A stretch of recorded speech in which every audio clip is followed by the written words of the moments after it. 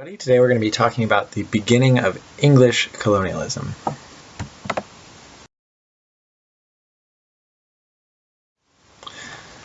Here are your video goals.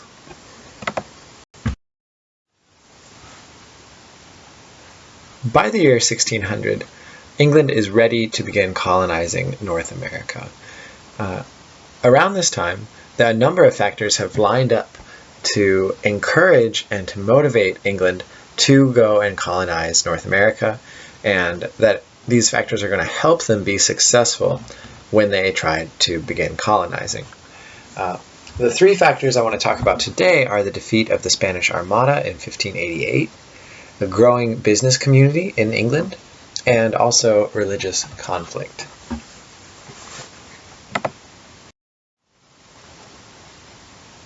The first factor that basically kicks off English colonization of the New World was the defeat of the Spanish Armada. So with the Spanish Armada destroyed, the Atlantic is now safe for English ships. And this means that the English Navy is now the strongest navy in the Atlantic Ocean. What this means is that colonists who go over to North America don't have to worry about the Spanish attacking them, and they can also count on regular support from the sea. So English boats can come over and supply the colonists, give them food, give them tools that they need to successfully set up colonies in the New World.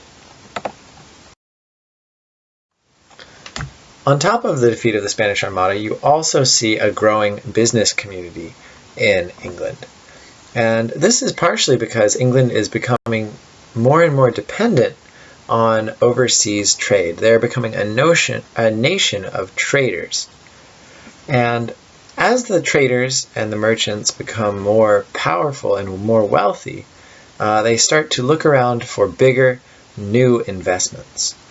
And one big, new, exciting investment is to invest in colonies in North America.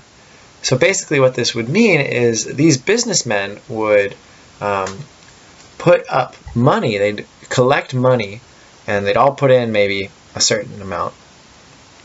And this would pay for the ship, and it would pay the colonists who went over, and it would feed them and clothe them and send them supplies. And then the colonists would go over, and whatever they discovered or whatever money they were able to make by going over there would go back to the company. So the company was hoping to strike it rich by paying for people to go over and set up colonies in North America. They were probably hoping for something a lot like what happened to Spain. Spain went over, and within, 30 years, they had discovered the richest silver mines in the entire world. So these businessmen are hoping that if they send people to North America, the same thing will happen. And this is where funding for the very first permanent, successful colony in North America comes from. These rich businessmen are willing to pay for people to go over to Virginia and to set up the colony of Jamestown. We're going to talk a lot more about that probably tomorrow.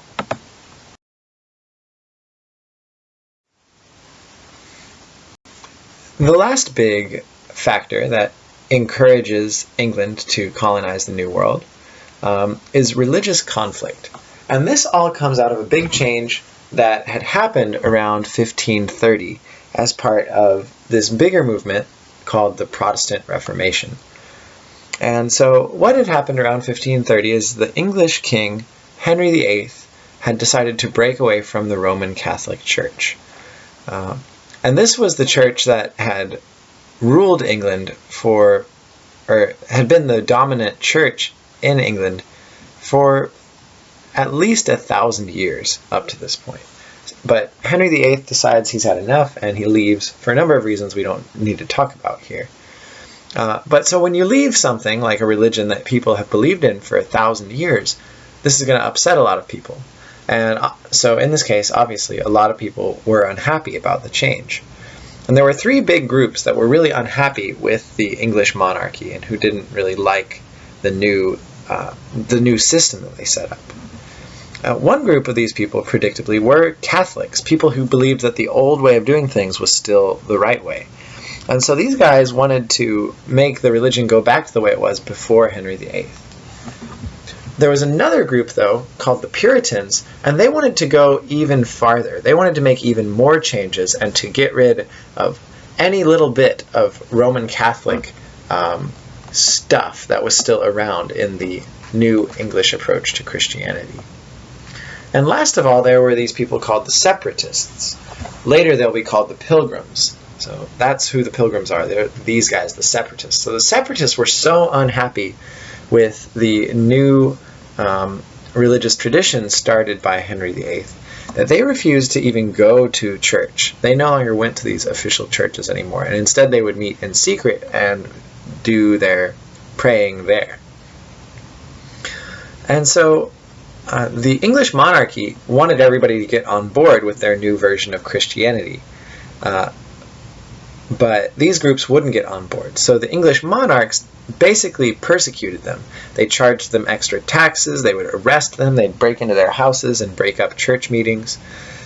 And so a bunch of these people decided that England wasn't really the right place for them, and they decided to leave and go to North America. And this is where we're going to get colonies like Massachusetts and also Maryland. These are going to be founded primarily by religious minority groups who are fleeing the religious conflict in England. All right, those are the three main factors that encourage England to start colonizing the New World. Take a moment now and make sure you can answer these questions and write them down in your video notes sheet, and we will talk more about this stuff in class tomorrow.